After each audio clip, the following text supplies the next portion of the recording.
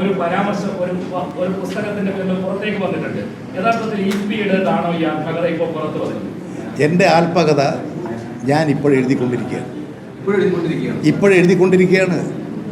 അത് പൂർത്തിയായിട്ടില്ല. ഇന്നലെ രാവിലെയാണ് കണ്ടത്. ഇന്നലെ 10:30 ഞാൻ എഴുതിക്കൊണ്ടിരിക്കുന്ന എൻ്റെ പുസ്തകത്തിൻ്റെ പ്രകാശനം. നിങ്ങൾക്കതിൽ എന്തെങ്കിലും സംശയം തോന്നിയോ? പ്രസാദനം? എൻ്റെ പുസ്തകം, ഞാൻ എഴുതിക്കൊണ്ടിരിക്കുന്ന പുസ്തകം, ഞാനല്ലേ അത് പ്രസിദ്ധീകരിക്കേണ്ടത്. ഞാൻ എഴുതിക്കൊണ്ടിരിക്കുകയാണത്. അതെങ്ങനെയാണ് പ്രസിദ്ധീകരിക്കുക? ഇന്നലെ 10:30 ഞാൻ ഒരാൾക്കും അതിൻ്റെ പ്രസാദന ചുമതല കൊടുത്തിട്ടില്ല. എൻ്റെ അടുത്ത് പല പ്രസാധകരും വന്നിരുന്നു, DC ബുക്സുകാർ വന്നിരുന്നു, മാതൃഭൂമി ബുക്കിൻ്റെ ആളുകൾ വന്നിരുന്നു. പക്ഷേ അത് സംബന്ധിച്ച തീരുമാനം ആയിട്ടില്ല എന്ന് തന്നെ അവരോട് പറഞ്ഞിട്ടുണ്ട്.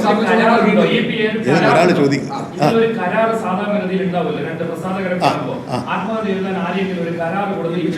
ഒരാളെ എൻ്റെ ആത്മകഥ എഴുതാൻ കരാർ കൊടുത്താൽ ആത്മകഥയാവും.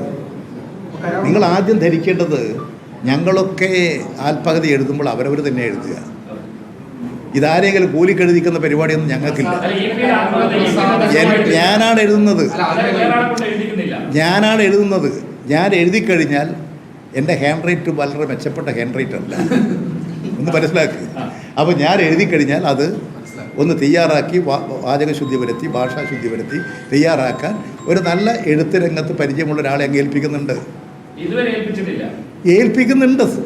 ഇതിപ്പോൾ ഇന്നലെ തുടങ്ങിയതല്ല. ഇത് കുറേ കാലമായി എൻ്റെ ഈ ആത്മകഥ എഴുതാൻ തുടങ്ങിയിട്ട്. ഞാൻ ആ കാര്യങ്ങളെല്ലാം പരിശോധിക്കുകയാണ്. അതിൻ്റെ അടിസ്ഥാനത്തിൽ എൻ്റെ പുസ്തകം പ്രസിദ്ധീകരിക്കാൻ എനിക്ക് അധികാരമുള്ളൂ. ഞാൻ ആരെയും ചുമതലപ്പെടുത്തിയിട്ടില്ല. ഒരു DC ബുക്ക് പിന്നെ ഞാൻ പ്രസിദ്ധീകരിക്കാൻ അധികാരപ്പെടുത്തിയിട്ടില്ല, ചുമതല കൊടുത്തിട്ടില്ല. ഇതിലിപ്പോൾ എൻ്റെ ബുക്കിൻ്റെ പേജിൽ അതിൻ്റെ കവർ പേജ് പോലെ എന്താണെന്ന് എനിക്കറിഞ്ഞുകൂടാ. ഇന്നലെയാണ് കാണുന്നത്. അതിൻ്റെ ആമുഖം എഴുതണ്ടേ, മുഖവരി എഴുതണ്ടേ, അതിൻ്റെ കൺക്ലൂഷൻ വേണ്ടേ? നിങ്ങൾ എന്തുകൊണ്ട് അതിനെക്കുറിച്ച് ചിന്തിക്കുന്നില്ല?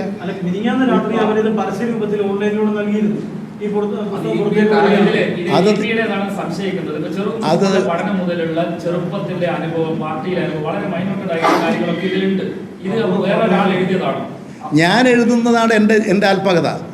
അത് ഞാൻ അധികം താമസിയാതെ തന്നെ ഇപ്പോൾ ഇന്നത്തെ സാഹചര്യത്തിൽ ഞാൻ എഴുതിയിട്ടുള്ള എൻ്റെ ആത്മകഥ ഞാൻ അടിയന്തരമായും അധികം താമസിയാതെ പ്രസിദ്ധീകരിക്കും. അപ്പോൾ നിങ്ങൾക്ക് എൻ്റെ ആത്മകഥ എന്താണെന്ന് മനസ്സിലാവും.